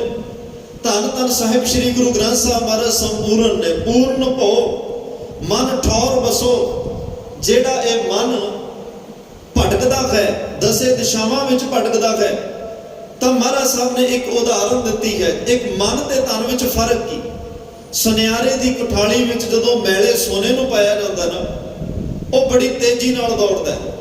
ਜਿਵੇਂ ਜਿਵੇਂ ਉਹਦੀ ਮੈਲ ਕੱਟੀ ਜਾਂਦੀ ਹੈ, ਜਿਵੇਂ ਜਿਵੇਂ ਉਹ ਸ਼ੁੱਧ ਹੁੰਦਾ, ਉਵੇਂ ਉਵੇਂ ਟਿਕਣਾ ਸ਼ੁਰੂ ਹੋ ਜਾਂਦਾ ਹੈ, ਤੇ ਬਾਅਦ ਵਿੱਚ ਉਹ ਇੱਕ ਟਿਕਾਅ ਵਿੱਚ ਆ ਜਾਂਦਾ ਹੈ। ਮਹਾਰਾਜ ਸਾਹਿਬ ਨੇ ਕਿਹਾ, ਜਿਉਂ ਕੰਨ ਕੋ ਕੋਠਾਰੀ ਚੜਿਓ ਕਬਰੈ ਖੇਤ ਫਿਰੈ। ਤੇ ਇਸੇ ਤਰ੍ਹਾਂ ਇਹ ਜਿਹੜਾ ਤਨ ਤੇ ਮਨ ਦਾ ਫਰਕ ਇਹ ਹੈ। ਤਨ ਕਿਸੇ ਵੇਲੇ ਅਡੋਲ ਹੁੰਦਾ ਹੈ, ਜਦੋਂ ਇਹਦਾ ਜਨਮ ਹੋਇਆ ਅਡੋਲ ਪਿਆ ਹੈ, ਇਹਨੂੰ ਪਾਸਾ ਵੀ ਚੱਕ ਕੇ ਦਵਾਉਣਾ ਪੈਂਦਾ, ਕੁਛ ਖਾਣਾ ਤਾਂ ਇਹਨੂੰ ਖਿਲਾਉਣਾ ਪੈਂਦਾ, ਕੁਛ ਪੀਣਾ ਤਾਂ ਪਿਲਾਉਣਾ ਪੈਂਦਾ, ਕੱਪੜੇ ਆਪ ਬਦਲਨੇ ਪੈਂਦੇ ਆ। ਇਹ ਕੁਝ ਨਹੀਂ ਕਰ ਸਕਦਾ, ਪਿਆ ਹੈ ਜਿੱਥੇ ਪਿਆ ਹੈ। ਮਹਾਰਾਜ ਕਹਿੰਦੇ ਪਰ ਇਹਦੀ ਮੰਜ਼ਿਲ ਹੈ ਇੱਕ ਅਡੋਲ ਪਿਆ ਤਨ ਅਖੀਰ ਰੁੜਨਾ ਸ਼ੁਰੂ ਹੁੰਦਾ ਹੈ, ਫਿਰ ਤੁਰਨਾ ਸਿੱਖਦਾ ਹੈ, ਫਿਰ ਜ਼ਿੰਦਗੀ ਵਿੱਚ ਇੰਨੀ ਦੌੜ ਭੱਜ ਕਰਦਾ ਹੈ, ਇੰਨਾ ਭੱਜਿਆ ਫਿਰਦਾ, ਇਹਦੀ ਮੰਜ਼ਿਲ ਤਨ ਦੀ ਜਿਹੜੀ ਆ ਉਹ ਦੌੜ ਭੱਜ ਤੇ ਜਾ ਕੇ ਖਤਮ ਹੋ ਜਾਂਦੀ ਹੈ। ਮਹਾਰਾਜ ਨੇ ਕਿਹਾ, ਮਾਟੀ ਕੋ ਪੁੱਤਰਾ ਕੈਸੇ ਨਚਤ ਹੈ, ਦੇਖਿਆ ਦੇਖਿਆ ਸੁਣਿਆ ਬੋਲੇ, ਦੌੜਿਓ ਫਿਰਦਾ ਹੈ, ਦੌੜਿਆ ਹੀ ਫਿਰਦਾ। ਇਹ ਤਨ ਦੀ ਗੱਲ ਹੈ। ਤੇ ਮਨ ਦੀ ਗੱਲ ਇਸ ਤੋਂ ਬਿਲਕੁਲ ਉਲਟ ਹੈ। ਮਨ ਜਿਹੜਾ ਹੈ ਇਹ ਜਨਮ ਤੋਂ ਜਦੋਂ ਇਹ ਪੈਦਾ ਹੁੰਦਾ ਹੈ, ਇਹ ਦਸੇ ਦਿਸ਼ਾਵਾਂ ਵਿੱਚ ਭਟਕਦਾ। ਆਮ ਅਸੀਂ 4 ਦਿਸ਼ਾਵਾਂ ਦੀ ਗੱਲ ਕਰਦੇ ਹਾਂ, ਵੈਸੇ ਮਹਾਰਾਜ ਅੱਜ ਦਹਮ ਦਿਸ ਆਇਓ 10 ਦਿਸ਼ਾਵਾਂ ਦੀ ਗੱਲ ਕਰ ਰਿਹਾ। 4 ਦਿਸ਼ਾਵਾਂ ਉੱਤਰ ਦੱਖਣ ਪੂਰਬ ਪੱਛਮ, ਇਹ 4 ਦਿਸ਼ਾਵਾਂ, 4 ਦਿਸ਼ਾਵਾਂ ਦੇ 4 ਕੋਨੇ। ਇੱਕ ਜਿਹੜੀ ਦਿਸ਼ਾ ਉਹ ਧਰਤੀ ਹੈ, ਇੱਕ ਦਿਸ਼ਾ ਆਕਾਸ਼। ਇਹ ਮਨ ਜਿਹੜਾ ਹੈ ਜਦੋਂ ਪੈਦਾ ਹੁੰਦਾ ਦਸੇ ਦਿਸ਼ਾਵਾਂ ਵਿੱਚ ਭਟਕਦਾ ਹੈ, ਪਰ ਜਦੋਂ ਗੁਰੂ ਕੋਲ ਆਉਂਦਾ ਹੈ, ਗੁਰ ਸ਼ਬਦ ਨੂੰ ਮਿਲਦਾ ਹੈ, ਸਿਮਰਨ ਤੇ ਨਾਮ ਦਾ ਅਭਿਆਸ ਕਰਦਾ ਹੈ, ਫਿਰ ਇਸ ਮਨ ਦੀ ਮੰਜ਼ਿਲ ਹੈ ਇਹ ਦੌੜਦਾ ਫਿਰਦਾ ਭਜਦਾ ਹੋਇਆ ਮਨ। ਜਿਵੇਂ ਜਿਵੇਂ ਸਿਮਰਨ ਦਾ ਅਭਿਆਸੀ ਹੁੰਦਾ ਜਾਂਦਾ ਹੈ ਤੇ ਇਹ ਹੌਲੀ ਹੌਲੀ ਟਿਕਦਾ ਜਾਂਦਾ ਹੈ। ਇਸ ਭਟਕਦੇ ਹੋਏ ਮਨ ਦੀ ਮੰਜ਼ਿਲ ਪਰਮਾਤਮਾ ਦੇ ਨਾਮ ਵਿੱਚ ਟਿਕਣਾ। ਪੂਰਨ ਭੋ ਮਨ ਠੌਰ ਬਸੋ ਰਸ ਬਾਸਨ ਸਿਉ। ਜਿਹੜਾ ਇੱਥੇ ਰਸ ਬਾਸਨ ਸੱਸਾ ਮੁਕਤਾ ਹੈ, ਬਾਸਨ ਦਾ ਨੰਨਾ ਮੁਕਤਾ ਹੈ। ਜਿਹੜਾ ਬਿਆੰਤ ਰਸਾਂ ਬਿਆੰਤ ਬਾਸ਼ਨਾਵਾਂ ਦੇ ਵਿੱਚ ਦਸੇ ਦਿਸ਼ਾਵਾਂ ਦਿਨ ਰਾਤ ਭਟਕ ਰਿਹਾ ਸੀ, ਅੱਜ ਗੁਰੂ ਦੀ ਕਿਰਪਾ ਹੋਈ, ਗੁਰੂ ਦੀ ਰਹਿਮਤ ਹੋਈ। ਅੱਜ ਧੰਨ ਗੁਰੂ ਅਮਰਦਾਸ ਪਾਤਸ਼ਾਹ ਗੁਰੂ ਮਿਲੇ, ਅੱਜ ਗੁਰੂ ਰਾਮਦਾਸ ਪਾਤਸ਼ਾਹ ਗੁਰੂ ਮਿਲੇ। ਗੁਰੂ ਦੇ ਚਰਨਾਂ ਵਿੱਚ ਆ ਕੇ ਗੁਰੂ ਤੋਂ ਸ਼ਬਦ ਲੈ ਕੇ ਇਹ ਦਸੇ ਦਿਸ਼ਾਵਾਂ ਵਿੱਚ ਦੌੜਦਾ ਭਜਦਾ ਹੋਇਆ ਮਨ, ਵਾਸ਼ਨਾਵਾਂ ਵਿੱਚ ਭਜਦਾ ਹੋਇਆ ਮਨ, ਦੁਨੀਆ ਦੇ ਝੂਠੇ ਰਸਾਂ ਵੱਲ ਭਜਦਾ ਹੋਇਆ ਮਨ, ਅੱਜ ਪੂਰਨ ਭਉ ਉਸ ਪੂਰੇ ਗੁਰੂ ਦੇ ਚਰਨਾਂ ਨਾਲ ਜੁੜ ਕੇ ਸ਼ਬਦ ਦੇ ਰਾਹੀਂ ਸਦੀਵ ਕਾਲ ਲਈ ਪਰਮਾਤਮਾ ਦੇ ਘਰ ਵਿੱਚ ਟਿਕ ਗਿਆ ਹੈ। ਗੋਬਿੰਦਵਾਲ ਗੋਬਿੰਦਪੁਰੀ ਸਾਵਾ ਜਦਨ ਤੀਰ ਬੇਪਾਸ ਬਨਾਇਆ। ਭੱਟ ਜੀ ਕਹਿੰਦੇ ਆ ਗੋਬਿੰਦਵਾਲ, ਗੋਬਿੰਦਵਾਲ ਦੇ ਲੱਲੇ ਨੂੰ ਔਂਕੜ ਇੱਕ ਗੋਬਿੰਦਵਾਲ ਦੀ ਗੱਲ ਹੈ। ਨਾਲ ਗੋਬਿੰਦਵਾਲ ਗੋਬਿੰਦਪੁਰੀ, ਪੁਰੀ ਦਾ ਅਰਥ ਹੁੰਦਾ ਨਗਰ, ਪੁਰੀ ਦਾ ਅਰਥ ਹੁੰਦਾ ਸ਼ਹਿਰ। ਧੰਨ ਗੁਰੂ ਅਮਰਦਾਸ ਸਾਹਿਬ ਸੱਚੇ ਪਾਤਸ਼ਾਹ ਨੇ ਸਮ ਗੋਬਿੰਦ ਅਕਾਲ ਪੁਰਖ ਵਾਹਿਗੁਰੂ ਪਰਮਾਤਮਾ ਦਾ ਘਰ ਕੀ ਹੈ? ਬੈਕੁੰਠ। ਉਸ ਪਰਮਾਤਮਾ ਦੇ ਘਰ ਦੇ ਬਰਾਬਰ ਦਾ, ਭਾਵ ਪਰਮਾਤਮਾ ਦੇ ਘਰ ਦੇ ਬੈਕੁੰਠ ਦੇ ਬਰਾਬਰ ਦਾ ਗੋਇੰਦਵਾਲ ਸਾਹਿਬ ਇੱਕ ਨਗਰ, ਇੱਕ ਸ਼ਹਿਰ, ਇੱਕ ਪੁਰੀ ਵਸਾ ਦਿੱਤੀ ਹੈ। ਜਾਂ ਇਉਂ ਕਹਿ ਲੋ, ਗੋਇੰਦਵਾਲ ਸਾਹਿਬ ਦੀ ਧਰਤੀ ਤੇ ਰੱਬ ਵਸ ਰਿਹਾ ਹੈ, ਪਰਮਾਤਮਾ ਵਸ ਰਿਹਾ ਹੈ। ਪਰਮਾਤਮਾ ਦੇ ਬਰਾਬਰ ਦਾ ਘਰ ਧੰਨ ਗੁਰੂ ਅਮਰਦਾਸ ਪਾਤਸ਼ਾਹ ਨੇ ਗੋਇੰਦਵਾਲ ਸਾਹਿਬ ਦੀ ਧਰਤੀ ਤੇ ਵਸਾਇਆ। ਜਲਨ ਤੀਰ ਵਿਪਾਸ ਬਣਾਇਓ, ਜਿੱਥੇ ਜਲ ਪਾਣੀ ਦੇ ਦਰਿਆ ਵਗ ਰਹੇ ਹਨ, ਬਿਆਸਾ ਦਰਿਆ ਵਗ ਰਿਹਾ ਹੈ। ਉਸ ਬਿਆਸ ਦਰਿਆ ਦੇ ਤੀਰ ਦਾ ਅਰਥ ਹੁੰਦਾ ਕਿਨਾਰਾ। ਬਿਆਸ ਦਰਿਆ ਦੇ ਪਾਣੀਆਂ ਦੇ ਕਿਨਾਰੇ ਉੱਤੇ ਇਹ ਪਰਮਾਤਮਾ ਦੇ ਘਰ ਦੇ ਬਰਾਬਰ, ਉਸ ਅਕਾਲ ਪੁਰਖ ਗੋਬਿੰਦ ਦੇ ਘਰ ਦਾ ਬਰਾਬਰ ਦਾ ਘਰ ਇੱਕ ਵਸਾ ਦਿੱਤਾ ਹੈ। ਗਇਆ ਦੁਖ ਦੂਰ ਬਰਖਨ ਕੋ, ਸੋ ਗੁਰੂ ਮੁਖ ਦੇਖ ਗਰੂ ਸੁਖ ਪਾਇਆ। ਧੰਨ ਧੰਨ ਸਾਹਿਬ ਸ੍ਰੀ ਗੁਰੂ ਰਾਮਦਾਸ ਪਾਤਸ਼ਾਹ ਦਾ ਬਚਪਨ ਆਪ ਜੀ ਨੇ ਸੁਣਿਆ। ਸਿੱਖ ਤਵਾਰੀ ਕਹਿੰਦੀ ਹੈ 2 ਸਾਲ ਦੀ ਉਮਰ ਵਿੱਚ ਮਾਂ ਵਿਛੜ ਗਈ, 7 ਸਾਲ ਦੀ ਉਮਰ ਵਿੱਚ ਪਿਤਾ ਵਿਛੜ ਗਿਆ। ਉਸੇ ਸਾਲ ਉਹਨਾਂ ਦਿਨਾਂ ਵਿੱਚ ਲਾਹੌਰ ਵਿਛੜਿਆ, ਆਪਣਾ ਘਰ ਵਿਛੜਿਆ, ਪਰਿਵਾਰ ਵਿਛੜਿਆ, ਆਪਣਾ ਅੰਗ ਸਾਖ ਮਿੱਤਰ ਦੋਸਤ ਸਾਰਿਆਂ ਨਾਲੋਂ ਵਿਛੋੜਾ ਪਿਆ। ਆਪਣੇ ਨਾਨਕੇ ਆਏ, ਫਿਰ ਗੋਇੰਦਵਾਲ ਸਾਹਿਬ ਆਏ। ਇੱਥੇ ਤੱਕ ਆਉਂਦਿਆਂ ਜਿਹੜੀ ਆਪਣੀ ਨਾਨੀ ਦਾ ਸਹਾਰਾ ਨਾਲ ਨਾਲ ਤੁਰਿਆ ਆ ਰਿਹਾ ਸੀ, ਤਵਾਰੀ ਕਹਿੰਦੀ ਉਹ ਨਾਨੀ ਦਾ ਸਹਾਰਾ ਵੀ ਵਿਛੜ ਗਿਆ। ਕਹਿਣ ਤੋਂ ਭਾਵ ਇੰਨੇ ਵਿਛੋੜਿਆਂ ਦੇ ਦੁੱਖ ਜ਼ਿੰਦਗੀ ਵਿੱਚ ਆਏ। ਹਰ ਵਿਛੋੜੇ ਦਾ ਤਾਂ ਇੱਕ ਦੁੱਖ ਬਹੁਤ ਵੱਡਾ ਹੈ। ਕਾਲੀ ਕੋਇਲ ਤੋਂ ਕਿਤ ਗੁਣ ਕਾਲੀ, ਕੋਇਲ ਨੂੰ ਪੁੱਛਿਆ ਸੀ ਵੀ ਆਵਾਜ਼ ਇੰਨੀ ਸੋਹਣੀ ਕਾਲੀ ਕਿਉਂ ਹੈ, ਤੇਰਾ ਰੰਗ ਕਾਲਾ ਕਿਉਂ? ਉਹਨੇ ਕਿਹਾ ਆਪਣੇ ਪ੍ਰੀਤਮ ਕਿਆ ਹੋ ਬਿਰਹੋਂ ਜਾਲੀ, ਮੇਰਾ ਆਪਣੇ ਪਿਆਰੇ ਨਾਲੋਂ ਵਿਛੋੜਾ ਪੈ ਗਿਆ, ਵਿਛੋੜੇ ਵਿੱਚ ਰੰਗ ਕਾਲਾ ਹੋ ਗਿਆ। ਇੱਕ ਵਿਛੋੜੇ ਦਾ ਦੁੱਖ ਜਿਹੜਾ ਹੈ ਉਹ ਸਾਡੇ ਸਰੀਰ ਤੇ ਮੁਖ ਤੇ ਕਾਲਸ ਫੇਰ ਦਿੰਦਾ ਹੈ, ਰੰਗ ਕਾਲਾ ਕਰ ਦਿੰਦਾ ਹੈ। ਤੇ ਉਸ ਚਿੰਤਾ ਵਿਛੋੜੇ ਦੇ ਦੁੱਖ ਵਿੱਚ ਸਰੀਰ ਦੇ ਵਿੱਚ ਕਮਜ਼ੋਰੀਆਂ ਪੈ ਜਾਂਦੀਆਂ ਨੇ। ਸਰੀਰ ਜਿਹੜਾ ਨਿਰਬਲ ਕਮਜ਼ੋਰ ਹੋਣਾ ਸ਼ੁਰੂ ਹੋ ਜਾਂਦਾ ਹੈ। ਤੇ ਧੰਨ ਗੁਰੂ ਰਾਮਦਾਸ ਮਹਾਰਾਜ ਦੀ ਜ਼ਿੰਦਗੀ ਵਿੱਚ ਵਿਛੋੜੇ ਤੇ ਵਿਛੋੜੇ ਪੈਂਦੇ ਆਏ। ਵਿਛੋੜਿਆਂ ਦੇ ਦੁੱਖ ਜਿਹੜੇ ਉਹ ਥਾਂ ਥਾਂ ਤੇ ਚੱਲਦੇ ਆਏ। 4 ਗੁਰੂ ਗ੍ਰੰਥ ਸਾਹਿਬ ਵਿੱਚ ਦੁੱਖ ਮੰਨੇ ਗਏ ਨੇ। 4 ਦੁੱਖਾਂ ਵਿੱਚੋਂ ਇੱਕ ਦੁੱਖ ਵਿਛੋੜੇ ਦਾ ਦੁੱਖ ਵੀ ਮੰਨਿਆ ਗਿਆ। ਇਹ ਵੱਡੇ ਵੱਡੇ ਪੀਰ ਪੈਗੰਬਰਾਂ ਤੋਂ ਵਿਛੋੜੇ ਦਾ ਦੁੱਖ ਨਹੀਂ ਸਿਆ ਗਿਆ। ਆਪਣੇ ਕੋਈ ਪੁੱਤਰਾਂ ਦੇ ਵਿਛੋੜੇ ਵਿੱਚ ਆਤਮਦਾਹ ਕਰ ਰਿਹਾ, ਕੋਈ ਪਰਿਵਾਰ ਦੇ ਵਿਛੋੜੇ ਵਿੱਚ ਆਤਮਦਾਹ ਕਰਨ ਦੀ ਕੋਸ਼ਿਸ਼ ਕਰ ਰਿਹਾ ਹੈ, ਕੋਈ ਕਿਸੇ ਵਿਛੋੜੇ ਦੇ ਵਿੱਚ ਦੁਖੀ ਹੋ ਰਿਹਾ ਹੈ, ਕੋਈ ਕਿਸੇ ਵਿਛੋੜੇ ਦੇ ਵਿੱਚ ਦੁਖੀ ਹੋ ਰਿਹਾ। ਜਰਾ ਅਹਿਸਾਸ ਕਰਕੇ ਵੇਖੋ, ਜਿਹਦਾ ਗੁਰੂ ਨਾਲੋਂ ਵਿਛੋੜਾ ਪਿਆ ਹੈ, ਜਿਹਦਾ ਪਰਮਾਤਮਾ ਨਾਲੋਂ ਵਿਛੋੜਾ ਪਿਆ, ਉਹਦੀ ਅੰਤਰ ਆਤਮੇ ਮਨ ਦੀ ਅਵਸਥਾ ਕੈਸੀ ਹੋਈ, ਉਹਦਾ ਮਨ ਕਿਸ ਦਿਸ਼ਾ ਦੇ ਵਿੱਚ, ਕਿਸ ਹਾਲਤ ਦੇ ਵਿੱਚ ਹੋਏਗਾ। ਜਿਹਦਾ ਗੁਰੂ ਨਾਲੋਂ ਵਿਛੋੜਾ, ਦੁਨਿਆਵੀ ਤੌਰ ਤੇ ਵਿਛੋੜੇ ਪੈਣ, ਇਨਸਾਨ ਦੀ ਹਾਲਤ ਵੱਧ ਤੋਂ ਬੱਤਰ ਹੋ ਜਾਂਦੀ ਹੈ, ਵੱਧ ਤੋਂ ਬੱਤਰ ਹੋ ਜਾਂਦੀ ਹੈ। ਪਰ ਜਿਹਦਾ ਗੁਰੂ ਨਾਲੋਂ ਵਿਛੋੜਾ ਪੈ ਗਿਆ ਸੰਗਤ ਜੀ, ਉਹਦੇ ਹਾਲਾਤ ਕੀ ਹੋਣਗੇ? ਧੰਨ ਗੁਰੂ ਰਾਮਦਾਸ ਪਾਤਸ਼ਾਹ ਕਹਿੰਦੇ ਮੇਰੀ ਜ਼ਿੰਦਗੀ ਵਿੱਚ ਤਾਂ ਵਿਛੋੜੇ ਤੇ ਵਿਛੋੜੇ ਪੈਂਦੇ ਆਏ। ਅੱਜ ਪਰਮਾਤਮਾ ਨੇ ਕਿਰਪਾ ਕੀਤੀ, ਅੱਜ ਗੁਰੂ ਨੇ ਰਹਿਮਤ ਕੀਤੀ, ਅੱਜ ਅਕਾਲ ਪੁਰਖ ਦੀ ਕਿਰਪਾ ਨਾਲ ਜ਼ਿੰਦਗੀ ਦਾ ਸੁੱਤਾ ਕੋਈ ਭਾਗ ਜਾਗਿਆ। ਕੋਈ ਮੇਰੇ ਉਹ ਕਰਮ ਅੱਗੇ ਆਏ, ਪੂਰਵਲੇ ਕਰਮ ਅੱਗੇ ਆਏ। ਅੱਜ ਮੈਨੂੰ ਧੰਨ ਗੁਰੂ ਅਮਰਦਾਸ ਪਾਤਸ਼ਾਹ ਦੇ ਦਰਸ਼ਨ ਦੀਦਾਰ ਹੋਏ। ਗੋਇੰਦਵਾਲ ਸਾਹਿਬ ਦੀ ਧਰਤੀ ਤੇ ਪੂਰੇ ਗੁਰੂ ਸਮਰੱਥ ਗੁਰੂ ਅਮਰਦਾਸ ਮਹਾਰਾਜ ਦੀ ਗੋਦ ਵਿੱਚ ਗਿਆ, ਗੁਰੂ ਦੇ ਚਰਨਾਂ ਵਿੱਚ ਗਿਆ। ਅੱਜ ਤਾਂ ਇਉਂ ਲੱਗ ਰਿਹਾ ਸੀ, ਗੁਰੂ ਰਾਮਦਾਸ ਕਹਿੰਦੇ ਗਇਓ ਦੁੱਖ ਦੂਰ ਬਰਖਨ ਕੋ। ਬਰਖਨ ਦਾ ਅਰਥ ਹੁੰਦਾ ਕਈ ਸਾਲਾਂ, ਕਈ ਬਰਸਾਂ ਦੇ ਜਿਹੜੇ ਦੁੱਖ ਸਨ। ਅੱਜ ਮੇਰੀ ਉਮਰ 18-19 ਸਾਲ ਦੇ ਕਰੀਬ ਹੋ ਗਈ। ਗੁਰੂ ਰਾਮਦਾਸ ਕਹਿੰਦੇ ਜਿਹੜੇ ਇੰਨੇ ਸਾਲਾਂ ਦੇ ਵਿਛੋੜਿਆਂ ਦੇ ਦੁੱਖ ਸਨ ਨਾ, ਅੱਜ ਗੁਰੂ ਅਮਰਦਾਸ ਦੇ ਦਰਸ਼ਨ ਕਰਕੇ ਉਹ ਸਾਰੇ ਦੁੱਖ ਖਤਮ ਹੋ ਗਏ। ਅੱਜ ਉਹ ਸਾਰੇ ਦੁੱਖ ਬਿਲਸ ਗਏ, ਅੱਜ ਉਹ ਸਾਰੇ ਦੁੱਖ ਖਤਮ ਹੋ ਗਏ। ਤੇ ਮਹਾਰਾਜ ਮਿਲਿਆ ਕੀ? ਕਹਿੰਦੇ ਗੁਰੂ ਮੁਖ ਦੇਖ ਗਰੂ ਸੁਖ ਪਾਇਓ।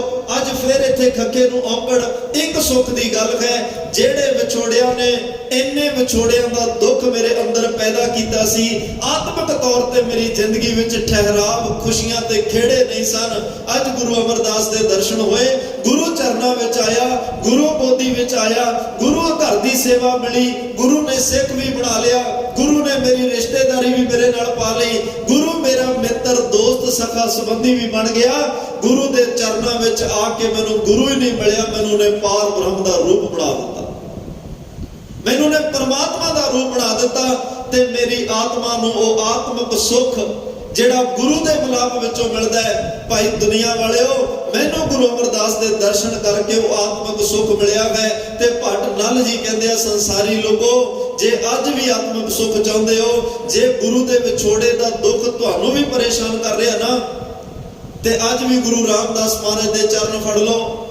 ਗੁਰੂ ਰਾਮਦਾਸ ਮਹਾਰਾਜ ਦੇ ਘਰ ਵਿੱਚ ਆ ਕੇ ਤਰਲਾ ਪਾ ਲਓ। ਗੁਰੂ ਰਾਮਦਾਸ ਮਹਾਰਾਜ ਦੇ ਚਰਨਾਂ ਵਿੱਚ ਅਰਦਾਸ ਕਰਕੇ ਕਹਿ ਦਿਓ, ਪਾਤਸ਼ਾਹ ਇੱਕ ਅਰਦਾਸ ਪਾਠ ਕੀਰਤ ਕੀ ਗੁਰੂ ਰਾਮਦਾਸ, ਰੱਖੋ ਸ਼ਰਣਾਈ, ਸਾਨੂੰ ਵੀ ਆਪਣੀ ਸ਼ਰਨ ਵਿੱਚ ਰੱਖ ਲਓ, ਆਪਣਾ ਮਿਲਾਪ ਬਖਸ਼ ਦਿਓ। ਤੁਹਾਡੇ ਵਿਛੋੜੇ ਦਾ ਦੁੱਖ ਸਾਡੇ ਤੋਂ ਸਹਿਣ ਨਹੀਂ ਹੁੰਦਾ, ਤਾਂ ਕਿ ਅਸੀਂ ਵੀ ਆਤਮਿਕ ਸੁੱਖ ਦੀ ਪ੍ਰਾਪਤੀ ਹੈ ਜਿਹੜੀ ਉਹ ਪ੍ਰਾਪਤ ਕਰਕੇ ਉਹ ਆਤਮਿਕ ਸੁੱਖ ਮਾਣ ਸਕੀਏ।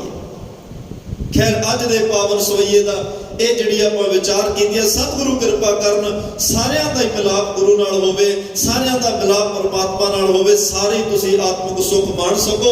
ਉਹ ਨਾਮ ਵਿੱਚੋਂ, ਸਿਮਰਨ ਵਿੱਚੋਂ, ਗਿਆਨ ਵਿੱਚੋਂ, ਧਿਆਨ ਵਿੱਚੋਂ, ਸੇਵਾ ਵਿੱਚੋਂ ਮਿਲਣਾ ਹੈ। ਸੇਵਾ ਤੇ ਸਿਮਰਨ ਕਦੇ ਨਾ ਜ਼ਿੰਦਗੀ ਵਿੱਚ ਛੱਡਿਓ। ਤੁਹਾਡੀ ਜ਼ਿੰਦਗੀ ਵਿੱਚ ਗੁਰੂ ਵੀ ਆ ਜਾਏਗਾ, ਪਰਮਾਤਮਾ ਵੀ ਆ ਜਾਏਗਾ, ਗੁਰੂ ਨਾਲ ਆਤਮਿਕ ਤੌਰ ਤੇ ਮਿਲਾਪ ਵੀ ਹੋ ਜਾਏਗਾ।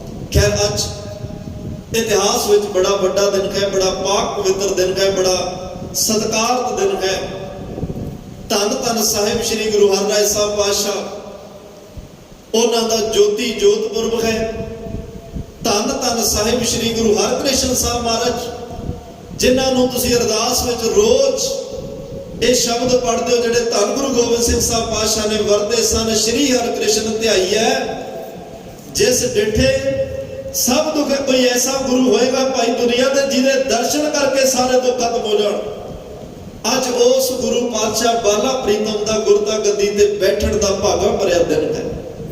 ਮੈਂ ਸਿਰਫ ਸੰਖੇਪ ਮਾਤਰ ਬੇਨਤੀ, ਧੰਨ ਗੁਰੂ ਸਾਹਿਬਾਨਾਂ ਦੇ ਜੀਵਨ ਬੜੇ ਲੰਮੇਰੇ ਨੇ, ਇੱਕ ਇੱਕ ਅੱਖਰ ਬੇਅੰਤ ਬਖਸ਼ਾਂ ਨਾਲ ਭਰਿਆ ਹੋਇਆ ਹੈ, ਦੇਵੀ ਗੁਣਾਂ ਨਾਲ ਭਰਿਆ ਹੋਇਆ ਹੈ, ਰੱਬੀ ਰਹਿਮਤਾਂ ਨਾਲ ਭਰਿਆ। ਸਿਰਫ ਅਸੀਂ ਸਤਿਕਾਰਤ ਸ਼ਬਦਾਂ ਰਾਹੀਂ ਆਪਣੀ ਸ਼ਰਧਾ, ਆਪਣਾ ਪਿਆਰ, ਆਪਣਾ ਅਕੀਦਾ ਭੇਟ ਕਰਨਾ ਹੈ। ਸਿਰਫ ਅਸੀਂ ਉਹਨਾਂ ਦੇ ਚਰਨਾਂ ਤੇ ਨਮਸਕਾਰ ਕਰਨ ਦਾ ਜਿਹੜਾ ਉਹ ਯਤਨ ਕਰਨਾ ਹੈ। ਧੰਨ ਗੁਰੂ ਹਰਿਰਾਏ ਸਾਹਿਬ ਪਾਤਸ਼ਾਹ ਦਾ ਪ੍ਰਕਾਸ਼ ਬਾਬਾ ਗੁਰਦਿੱਤਾ ਜੀ ਦੇ ਘਰ ਵਿੱਚ 30 ਜਨਵਰੀ ਸਨ 1630 ਨੂੰ ਕੀਰਤਪੁਰ ਸਾਹਿਬ ਦੀ ਧਰਤੀ ਤੇ ਹੁੰਦਾ ਹੈ। ਬਾਬਾ ਗੁਰਦਿੱਤਾ ਧੰਨ ਗੁਰੂ ਹਰਗੋਬਿੰਦ ਸਾਹਿਬ ਦੇ ਸਾਹਿਬਜ਼ਾਦੇ ਵੱਡੇ, ਉਹਨਾਂ ਦੇ ਘਰ ਵਿੱਚ ਰੱਬੀ ਦਾਤ ਪ੍ਰਾਪਤ ਹੁੰਦੀ ਹੈ ਪਰਮਾਤਮਾ ਵੱਲੋਂ। ਜਦੋਂ ਗੁਰੂ ਹਰਗੋਬਿੰਦ ਸਾਹਿਬ ਪਾਤਸ਼ਾਹ ਨੂੰ ਸੁਨੇਹਾ ਅੰਮ੍ਰਿਤਸਰ ਸਾਹਿਬ ਦੀ ਧਰਤੀ ਤੇ ਮਿਲਦਾ ਹੈ ਕਿ ਤੁਹਾਡੇ ਘਰ ਵਿੱਚ ਪਰਮਾਤਮਾ ਨੇ ਪੋਤਰੇ ਦੀ ਦਾਤ ਦਿੱਤੀ ਹੈ, ਉਸੇ ਵੇਲੇ ਹੱਥ ਜੋੜ ਕੇ ਕਿਹਾ ਸੀ, ਕੋਈ ਵੱਡੀ ਚੀਜ਼ ਦਾ ਗਾਹਕ ਆਇਆ ਹੈ। ਗੁਰੂ ਹਰਗੋਬਿੰਦ ਸਾਹਿਬ ਨੇ ਕਿਹਾ, ਕੋਈ ਵੱਡੀ ਚੀਜ਼ ਦਾ ਗਾਹਕ ਆਇਆ ਹੈ। ਤਾਂ ਸਮਾਂ ਆਪਣੀ ਤੋਰ ਤੁਰਿਆ, ਤਾਂ ਕਹਿੰਦੇ ਨੇ ਜੋ ਵਕਤ ਆਇਆ ਸਨ 1644 ਦਾ, ਜਦੋਂ ਧੰਨ ਗੁਰੂ ਹਰਗੋਬਿੰਦ ਸਾਹਿਬ ਸੱਚੇ ਪਾਤਸ਼ਾਹ ਆਪਣੇ ਉਸ ਵੇਲੇ ਗੁਰੂ ਤੇਗ ਬਹਾਦਰ ਸਾਹਿਬ ਵੀ ਮੌਜੂਦ ਨੇ। ਦੇਖੋ ਉਲਟਾ ਖੇਲ ਬ੍ਰਹਮਗਾ, ਕਿਤੇ ਦਾਦਾ ਆਪਣੇ ਪੋਤੇ ਨੂੰ ਮੱਥਾ ਟੇਕੇਗਾ, ਕਿਤੇ ਫਿਰ ਆਪਣੇ ਦਾਦੇ ਨੂੰ ਪੋਤੇ ਨੇ ਗੱਦੀ ਦੇ ਦੇਣੀ। ਕੈਸਾ ਉਲਟਾ ਖੇਲ ਬ੍ਰਹਮਗਾ ਹੈ। ਕਿਤੇ ਸਹੁਰਾ ਆਪਣੇ ਜਵਾਈ ਨੂੰ ਗੱਦੀ ਦੇ ਕੇ ਮੱਥਾ ਟੇਕ ਰਿਹਾ, ਕਿਤੇ ਗੁਰੂ ਆਪਣੇ ਮੁਰੀਦ ਨੂੰ, ਆਪਣੇ ਚੇਲੇ ਨੂੰ ਗੁਰਤਾ ਗੱਦੀ ਦੇ ਕੇ ਆਪਣਾ ਆਪ ਟਿਕਾ ਕੇ ਰੱਬ ਸਰੂਪ ਸਮਝ ਕੇ ਮੱਥਾ ਟੇਕ ਰਿਹਾ ਹੈ। ਅੱਜ ਧੰਨ ਗੁਰੂ ਹਰਗੋਬਿੰਦ ਸਾਹਿਬ ਆਪਣੇ ਪੋਤੇ ਨੂੰ ਪੋਤਾ ਪ੍ਰਵਾਨ, ਪੋਤੇ ਨੂੰ ਪ੍ਰਵਾਨ ਸਮਝ ਕੇ ਗੁਰਤਾ ਗੱਦੀ ਤੇ ਅਸੀਮ ਸਨ 1644, 14 ਸਾਲ ਦੀ ਸਿਰਫ ਉਮਰ ਹੈ।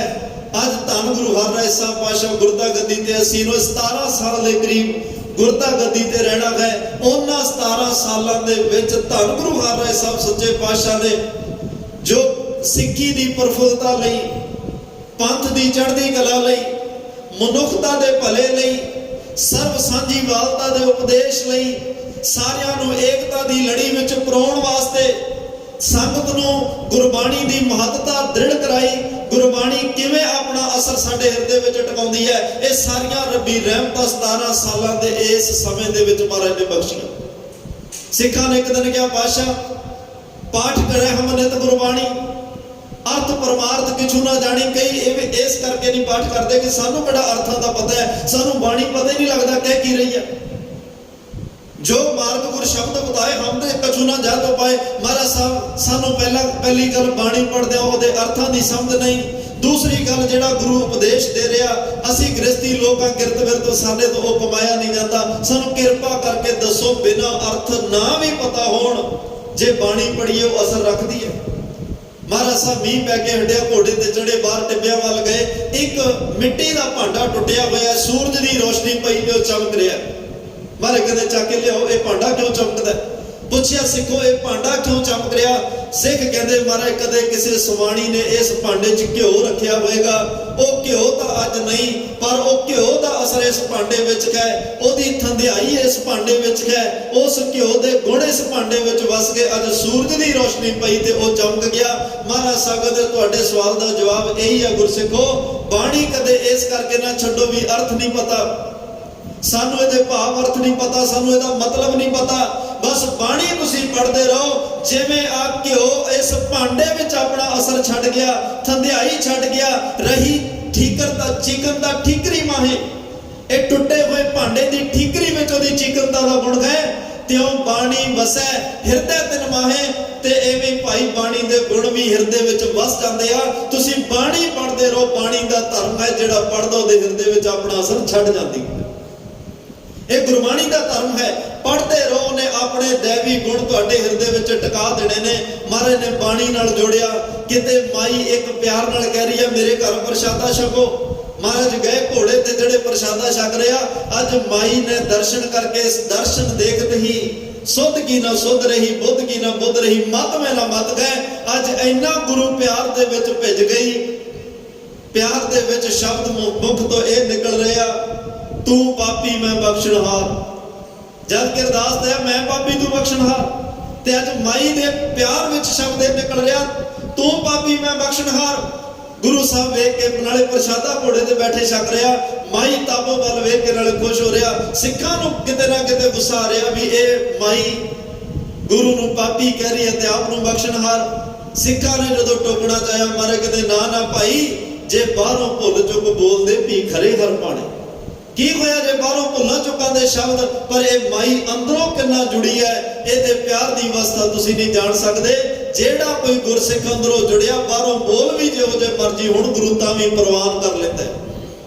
ते उस वेले अज किसी नूं कोई तकलीफ होवे, शरीर को कोई रोग वड्डा छोटा आवे, असीं दिल्ली वल नूं भजदे हां, उत्थे वड्डे हस्पताल ने, वड्डियां मशीनां, वड्डे डॉक्टर, साडा इलाज उत्थों हो जाएगा।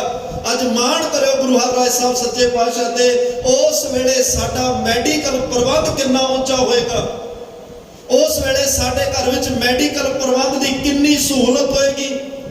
हिंदुस्तान का बादशाह शाहजहान जिहदा पुत्र है दाराशको, जिन्हों ऐसी नामराद बीमारी लगी, जिहदे रोग दे इलाज दे वास्ते कुछ इहो जिहियां चीज़ां चाहिदियां जिहड़ियां पूरे हिंदुस्तान विचों नहीं मिलियां।